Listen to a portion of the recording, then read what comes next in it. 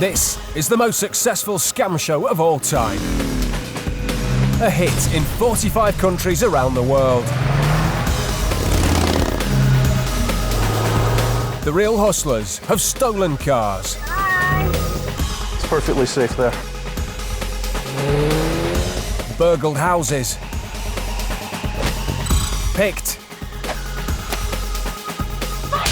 Switched. And ditched. They've carried out close to 500 scams and stolen over £1 million. And now they're back for an 11th series. Alex, Jess and Paul. With new recruits, Polly and Jazz. Their job?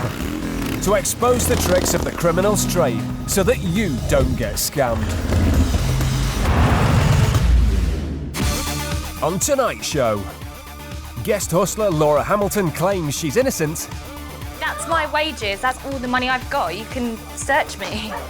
Polly proves she's tops when it comes to winning prop bets. And that goes in the middle! And this guy has a very expensive lunch. He's been scammed.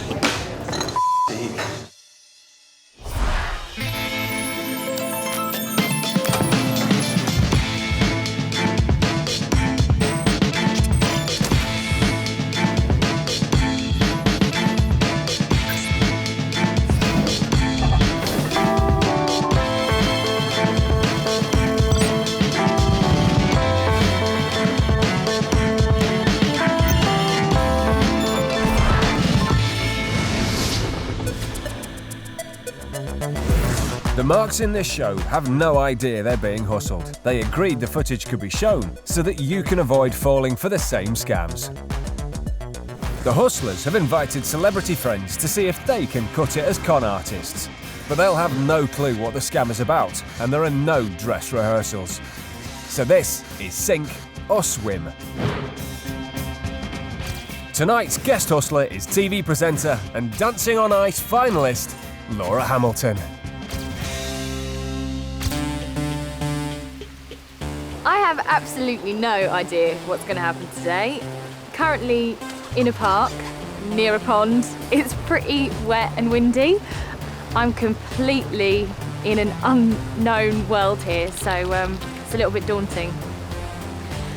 I'm going to give it my best shot to be a good hustler. I know from watching the programme that I often feel really sorry for the mark and think, oh, that's so cruel, how can the hustlers be doing that to them? So the fact that I'm going to be doing that myself, I'm going to feel really evil. Hello. Hi!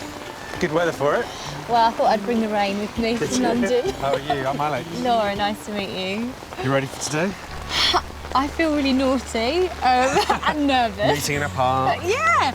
What are you going to do? What's going to happen? All right, well, I'll tell you what you're going to do. Today, you're going to play two parts. You're going to help somebody, and then you're going to become a victim. Okay. And then after you become a victim, we're going to make a lot of money. Right. Right, come with me and I'll tell you the rest. I'll tell you the rest. Come on, let's go. Let's get out of this rain. So to help the hustlers scam that cash, Laura's going to have her work cut out in the honey trap. Today, the hustlers are operating in an upmarket pub just outside a city centre. They park up outside a local hotel and get into position. Hot on the heels of the hustlers are these guys. They're here to buy a second-hand laptop from a stranger. This guy's holding the cash, and that makes him the mark. You all right, guys? How you doing? You all right? And the stranger in the bar just happens to be Jazz. I know you've come to get the laptop, right? I dropped it this morning as I was bringing it down, and it's basically given a crack to the screen. So obviously I don't want to give you that because it's broken. So I don't actually think I'm going to be able to get it to you today. I was hoping... So the laptop's not available yet. Shame. What's the mark going to do with the rest of his day and all that money in his pocket? Sorry, guys. Sorry, mate. All right, cheers, guys. The mark leaves the bar and walks straight into a bit of a scene. I'm sorry, can you just help me, please? Sorry. No, just having such a day. Sorry, can you just help me with that? It's Jess, playing the damsel in distress, and she clearly needs a helping hand. here comes someone else to the rescue. Sorry, thank you. It's Laura, Are you okay? posing as a staff member of the adjoining hotel. It's her job to make sure the guys accompany Jess back into the building. Come inside. Come on, bring her inside. Come on inside. Job done. There's a quiet room if you go in there. Jess keeps up the waterworks, and the boys follow Laura into a quiet function room. A seat over here. Sorry, just everything just started falling out my back. Are you okay? No, I just had a really shit. Sorry, have you got everything? Have you got Yeah. Okay. Do you want a glass of water? Yes, please. So what else was in like? Was it just these two? Was it?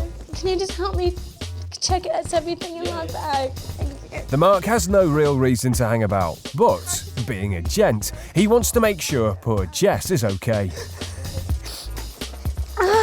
What happened?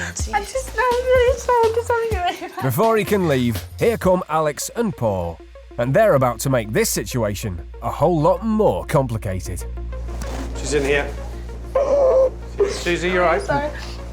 Oh, what are you two doing here? Who are these guys? This is my boss. What are you two doing here? What are you doing here, Susie? Sorry? These guys obviously mean business. What's your name? Jane, I'm going to have to go back to work. Have a seat, That's Jane. all right. Just The Mark is trying to work out what he's got himself into. What's your name? I'm James. Steve. What's wrong? Why are you upset? Alex and Paul are playing Jess's bosses. Sounds like they're not very happy about something. Is that my money in that bag? I was just taking it to the bank. Was that what you wanted? can I count the money in the bag, please, Susie? Yeah. Why are you trying to hide the money? I'm not. I wasn't. She just basically just met her outside and picked up. She The Mark doesn't know anything about any money. Guys, I've really got to get back to work. It's all right. Just, you could just uh, sit there for a second. Just We'll give clear us a this few up. minutes. What's going on? Alex makes sure Laura stays put as he counts out the money from Jess's bag. Please, what is going on? I haven't got a clue what's going on. Are you upset? Nor does he. I was gonna just. We are £1,570 short. Okay, so can I look through the rest of your bag, please? There's over 1,500 quid missing from the bar's money bag. And Alex suspects Jess's light fingers. I don't understand what's down. going on. We just don't Susie, get I it. need to look at your bag, sweetheart, because if the rest of the money is in here, then something's not right. It's like always. I don't it's not. Take her over there and give her a handkerchief or something, will you? Come with me, calm I down. know, but It's I fine. don't understand Look, why. calm down, we'll I find out don't what's understand happening. what's happening. Alex takes Jess away to find out where the missing money is. I think that they picked everything up out of my bag and everything was in there. Wait a minute, hold on. I don't understand. So what are you saying, that the rest of the money is where? Where's the money? I don't know, you picked everything up. I don't That's know. news to him. Everything outside. I've not. So they've got it. Anything out. So they've got your money? Did you pick anything Oh, up? didn't pick my only thing I picked up. We're £1,570 short. All right, hold on. I've never even just picked seen it that all up. girl in my life. Have a seat. Honestly, I've never seen this person in my life either. I'm just like Where do you live? student. I can tell it. I've not got anything. You don't know her at all. I've never seen her in my life. Just up your. I'm on my break and I've got to get back to work. What's that money there? What's that? It suddenly dawns on the Mark that he does have a big wad of cash in his pocket. The £1,500 for the laptop. He decides to come clean. You got money on you? Yeah. Can I have a word with you Yeah, outside? have a word with my colleague for a second. On that bombshell, Alex takes Laura out of the way, leaving Paul to ramp up the pressure. How much money you got on you? We basically were meeting a guy for a laptop just there.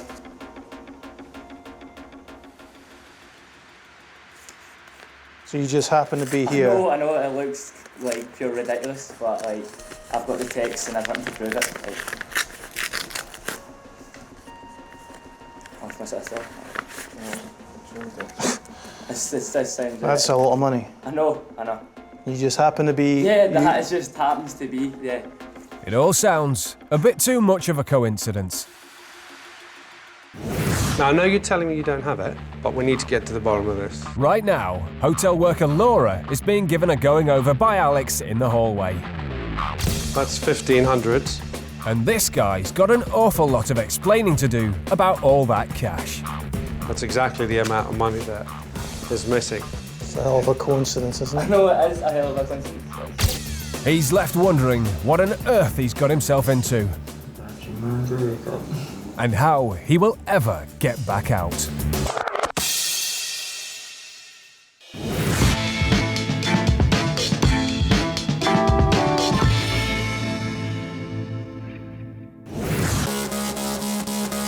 When hustlers go out, they don't take money. They take prop bets. The proposition bet has only one rule, and that's that the hustler always wins. Polly is out on the town, but tonight she isn't going to buy a single drink. Instead, she's going to make her friends buy them for her. Right, who wants to bet with me? Who wants a little bet, yeah? Okay, if you lose, you've got to buy everyone a round of drinks. If you win, I'll buy everyone one, yeah? Okay, so here I have 3 bottle tops. Okay, the bet is I want you to get this one in the middle of these 2, okay? And there's like a couple of rules. This one, you can move, touch, do whatever you like with that one. This one, you can't move, that has to stay there. And this one, you can't touch. So do you want to give it a whirl? Sure. Yeah. So, this top needs to go in here, but they can't move this one, and they can't touch that one, eh? So I can move this one? Yep, you can touch, move that one, yep. To get it in between. That's good, but it has to be in between like this. Actually in between? Yeah, actually in between, yeah. No. That's quite good, but this one moves. Yeah. So that's, but... I give up. You give up? Yeah. So 3, I can move and touch this one. This one I can touch but not move, and that one I can't touch. And that goes in the middle. So, Polly holds this one, knocks it with that one, and moves the bottle top into the resulting gap. Simple, sort of. So this time I will have a glass of wine. Brilliant. Lovely.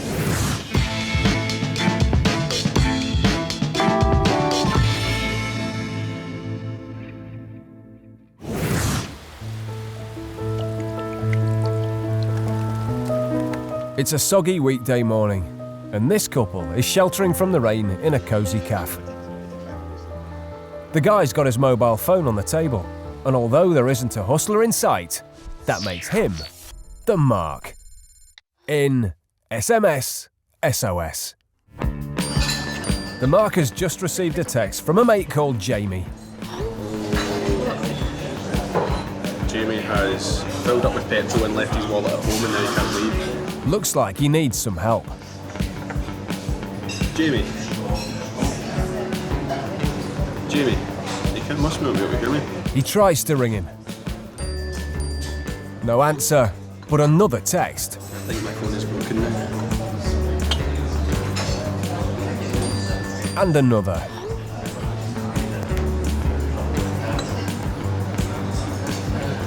Every time I Have do you got that. cash on you? Oh my god. They're going to send someone over to the cafe from a closer branch. I don't have any cash on me though.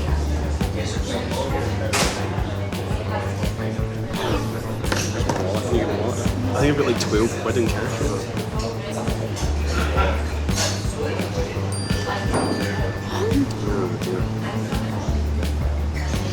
Oh dear. 12 quid on them. So, his mate needs some cash to pay for a petrol bill, but the mark hasn't got enough on him. It's out into the rain to find a cash point and back into the dry as quickly as possible. Yeah. Just in time for someone else's entrance. It's a petrol station attendant, sent to pick up the cash. And he looks a lot like Jazz. To pay for petrol for Oh, yeah. insurance, yeah. Oh, perfect. Let me just get a receipt for you. It's for 50. Here you go, mate. 50 quid for his mate's tank of petrol. Perfect. Nice one. Thanks, pal. Jazz heads off with the cash, and the mark feels like he's done a good deed. But somehow, this guy having a quiet lunch has really been scammed out of his money. Earlier that morning, a clumsy customer knocked his mobile phone onto the floor. It was Alex, who'd been sitting right behind the mark at the bar. He made sure that the phone smashed right under the couple's table, with pieces flying everywhere. For another piece that might have... Sorry, a piece of phone. No, I think that's probably the end of that one. You won't be making calls on that again. Sorry, I couldn't ask you for a quick favour. Could I borrow your phone just to let somebody know that they can't contact me? I can just dial out. It's just another mobile. Is that all right? Absolutely. Thank you. Sorry. The Mark then let Alex use his phone to let a colleague know where to find him. Do you mind if I send him a quick text message? Thank you. Oh, that's no problem at all. Unable to reach him, Alex then asked to send a text instead. Yeah, I think I've done it. I've deleted it so you don't have to have any. Oh, no worries. Thank you. Thanks. Alex then returned the Mark's phone and headed upstairs to wait for his business partner. So what really happened? Couldn't ask you to borrow your phone just to let somebody know that I'm mobile. Is that all right? When he got hold of the Mark's phone, he actually called his own perfectly intact phone in his pocket in order to find out the Mark's phone number. Do you mind if I send them a quick text message? Because they might be on the train. Thank you. Oh, that's no problem at all. And instead of texting, he looked up a recent call, in this case, the Mark's mate, Jamie. Then he deleted Jamie's number and replaced it with his own phone number. Yeah, I think I've done it. I've deleted it so you don't have to have any. Oh, no worries. From this point on, he could sit upstairs texting the Mark from his phone, and it would look as if it was coming from Jamie. And the Mark's fate was sealed. Once Jazz had collected the money, Alex made his exit. And slowly, the light bulb comes on in the Mark's head.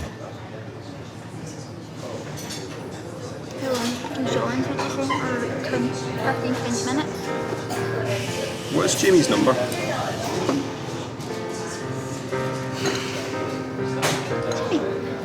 Just been scammed. The guy that picked my phone up, he changed Jamie's number. That's why he wouldn't pick the phone up.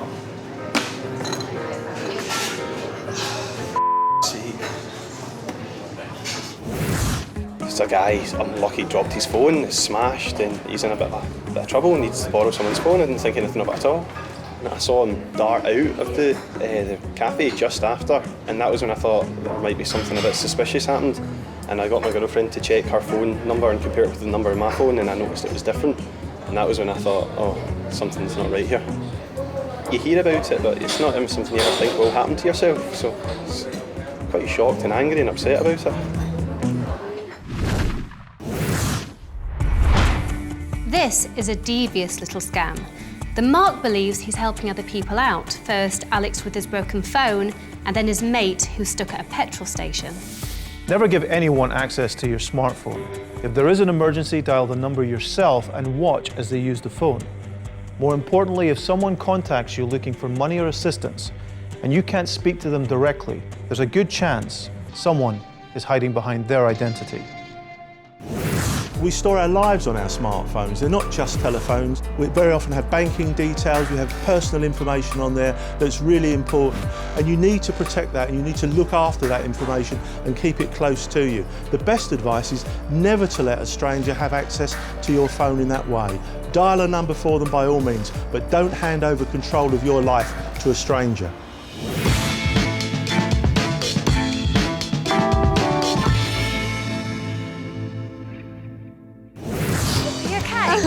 Earlier today, TV presenter Laura Hamilton helped Jess put this Mark in a very sticky situation. I don't understand what's going on. He's just Susie, I need to look at your bag, sweetheart. Jess stands accused of stealing bar takings from bosses Alex and Paul and has pointed the finger at the Mark. Where's the money? I don't know, you picked everything up. Though he's totally innocent, he's actually carrying a very incriminating £1,500. That's a lot of money. I know. And he thinks he's in deep, deep trouble in The Honey Trap Part 2. Let's have a seat for me, will you? Laura comes back into the room. Give me a second, will you? This is Paul's cue to leave. Susie, please just stay there. Just Susie, stay there. It's Laura's big moment. Guys, look, I don't know what's going on, but whatever they say, just do, because I'm like... Yeah, I don't think we want to kind of mess with them. I'm just like... Right now, Laura is alone with the Mark and his mate. She's been sent in to convince him that the hustlers mean business. And the Mark isn't arguing. All right, I need to count this. Yeah, I think that's fine with you. I'm sorry to... Here. No, it's fine. This is just But, you know, this money does not belong to Susie. I mean, it belongs to our... Yeah. The guys return, and Alex makes a big show of counting the Mark's cash. He's convinced it's the cash that Jess has stolen from them. The Mark can't believe what's happening.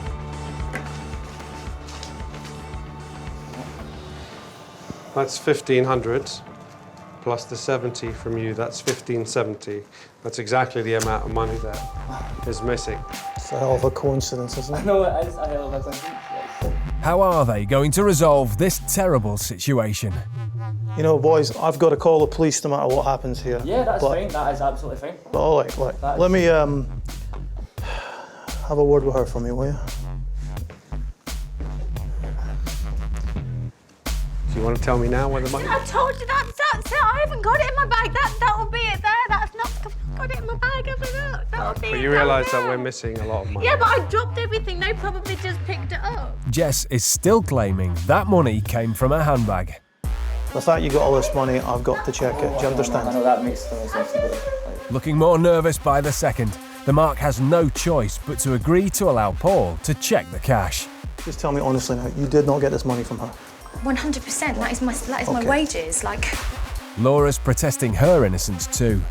Can you take a photograph of this? Yeah. I'm going to take a photograph of somebody's serial numbers. Yeah, fair enough. fine, that's absolutely fine. We've got all the serial numbers back at the office. There is a way to sort this out.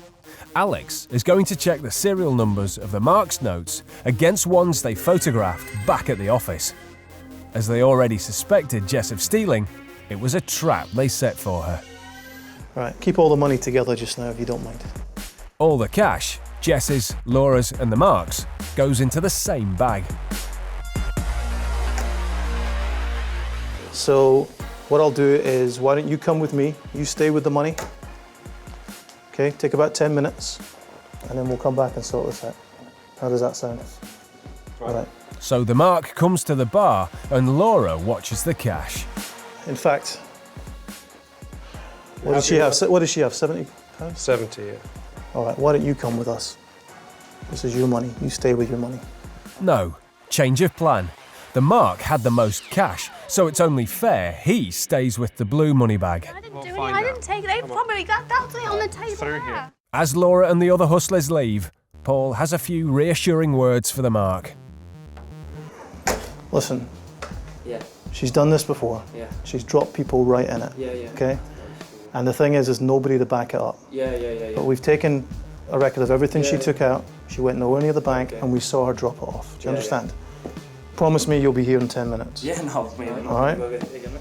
All right, we'll be right back. I want your word on it. I'm here to go. Paul makes the Mark shake on it. The Mark breathes a sigh of relief. Hopefully, this whole mess will be sorted out soon. And after all, he's been left looking after all the cash. The Mark waits. And waits.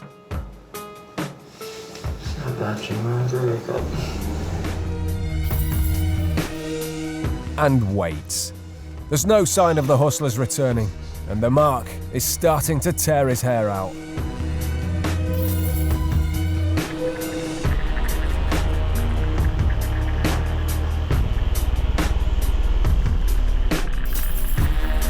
But he's still too scared to touch the money bag.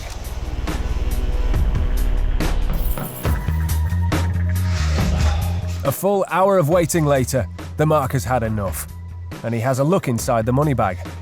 There's the envelope, but it contains precisely £0 sterling. How does that sound? Here's what he didn't see. Earlier today, Jazz scouted the area for the laptop deal. As well as a bar, he wanted a quiet room nearby, just like this one.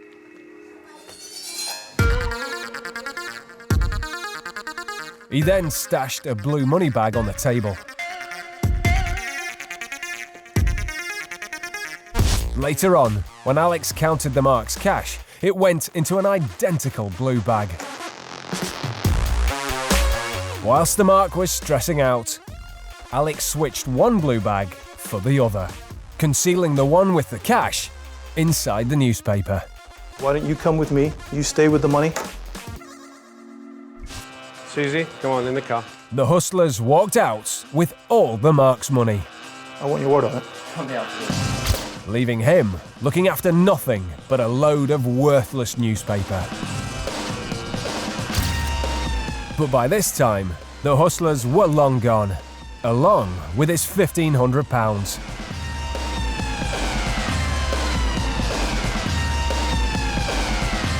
Finally, computer salesman Jazz was picked up just around the corner, and the getaway was complete. I was so scared. I was thinking, how's anyone going to believe me about this money? I was like terrified. I was like, I'm just going to cooperate fully with these guys, and I didn't want to leave because I thought I'm not having these people after me and stuff like that. But I think you just need to be careful and check your money and stuff like that as well. Like, when the cash was being counted on the table, I kept looking over at the guys, and I could see they were really scared. I mean, my heart was really racing. And I was pretty scared too. I just felt like I was totally in the situation and really felt for them. I mean, I really think they thought if they don't give the money over, something was going to happen to them. I think people that actually do this for work in the real world quite clearly have no morals. I mean, the boys were genuinely feeling for Jess. They wanted to help her, comfort her, pick her bits and pieces up, and yet, you know, when someone's good-natured and you play on that, it's a pretty nasty thing to do. Please don't let this scam put you off helping someone in distress. There's nothing wrong with doing a good deed, but when you're suddenly faced with a demand for cash, then you should know that all is not as it seems. If anyone tries to pressure you into handing over your money, you have the right to walk away or call the police for assistance. Consider that the entire situation may have been orchestrated just to separate you from your cash. The best advice here is to call the police. You can't know what's going on in this argument. You can't get beneath the surface. Let the professionals deal with it.